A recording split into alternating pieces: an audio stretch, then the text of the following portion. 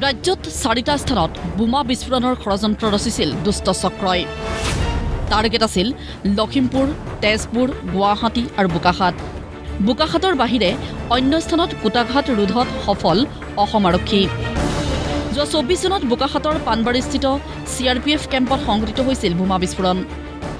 CRPF কেম্পটোলৈ লক্ষ্য কৰি grenade দলিয়াইছিল দুষ্ট চক্ৰই। এই ঘটনাক লৈ শুক্ৰবাৰে কেবিনেট বৈঠকৰ অন্তত বিস্ফোৰক তথ্য আগবঢ়ালে মুখ্যমন্ত্ৰী ডক্টৰ হিমন্ত বিশ্ব শৰ্মাই। ঘটনাৰ লগত জড়িত আটাইকেইজনক গ্ৰেপ্তাৰ কৰিছে আৰক্ষীয়ে। কিন্তু ঘটনাৰ আঁৰত কাৰ হাত আছে সেয়া এতিয়াও অনুসন্ধান চলাই আছে আৰক্ষীয়ে। বোকাখাতত গ্ৰেনেড বিস্ফোৰণৰ ঘটনা আছিলে। এই ঘটনাৰ লগত জড়িত গোটেইকেইজন ব্যক্তিক আৰক্ষীয়ে গ্ৰেপ্তাৰ কৰিছে আৰু যিটো পৰিকল্পনা আছিলে বোকাখাত, গুৱাহাটী, গোলাঘাট, গুৱাহাটী, তেজপুৰ আৰু লখিমপুৰত এখেতসকলে গ্ৰেনেড ব্লাষ্ট কৰিব খুজিছিলে। আমি এটা গ্ৰেনেডটো ব্যৱহাৰ হ'ল, বাকী গোটেইকেইটা গ্ৰেনেড আমি উদ্ধাৰ কৰিছোঁ, লগত এটা পিষ্টল এটাও আমি উদ্ধাৰ কৰিছোঁ।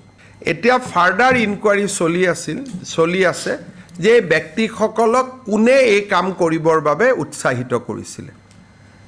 সেই পাৰ্টটো এতিয়াও তদন্তত ওলাই অহা নাই। তেওঁলোকে বেলেগ বেলেগ কথা বেলেগ বেলেগ সময়ত কৈ আছে। সেই পাৰ্টটোৰ কাৰণে সময় লাগিব। আধাৰ কাৰ্ডৰ ক্ষেত্ৰত কেবিনেটত গুৰুত্বপূৰ্ণ সিদ্ধান্ত।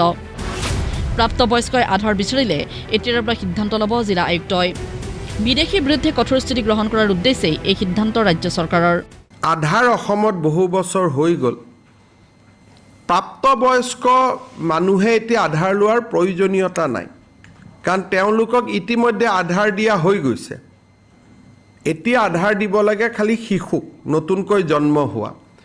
গতিকে আমি এতিয়া অসমত এটা নিয়ম আনিম, অহা কেবিনেটত এই বিষয়ে আৰু আলোচনা হ'ব অলপ ভাল কৰি, যে প্ৰাপ্তবয়স্কই আধাৰ বিচাৰিলে অকল জিলা উপায়ুক্তহে তাক দিব পাৰিব।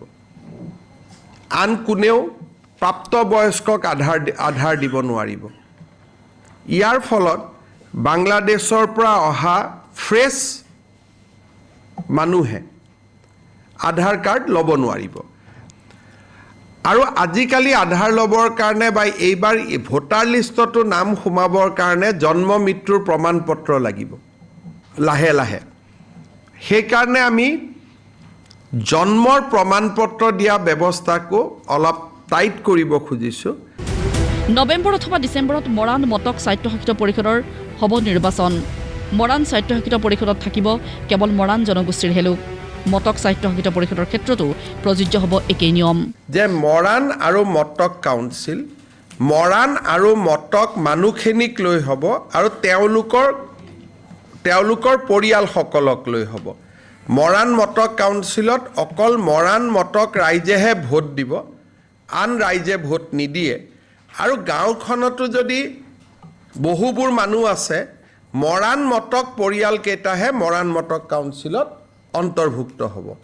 ইয়াৰ ফলত আজি কিছুদিন ধৰি উজনি অসমত মৰাণ মটক কাউন্সিলত বিভিন্ন কোনোবাই কয় আমি সোমাম, কোনোবাই কয় আমি নোসোমাম, এই ধৰণৰ বিতৰ্কটোৰ এতিয়া অৱসান ঘটিব।